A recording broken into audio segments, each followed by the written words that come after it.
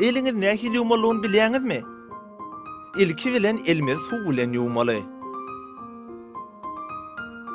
Suw sabyny aýamyza guýýas we ýaýratýas. Soňra iki elimiziň barmaklarynyň arasyny ýumaga başlaýas. Sağ elimiz bilen çep elimiziň üstünden, çep elimiz bilen hem sağ elimiziň üstünden barmaklarymyzyň arasy we elimiziň arkasy ýuwulýar. İki elimiziň barmaklarynyň uçlaryny ýuwýas.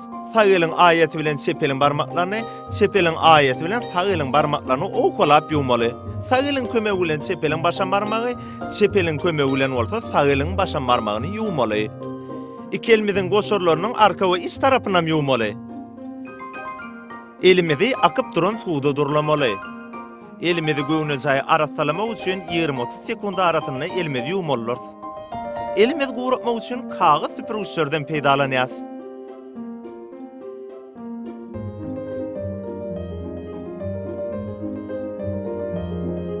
Ulandan süpürgüç bilen suw krany ýapylýar. Soňra ony zibil utusmadan alýar. Kesellerden ve mikroorganizmlardan goranmak üçin elimiziň arassaçylygyna üns bereliň.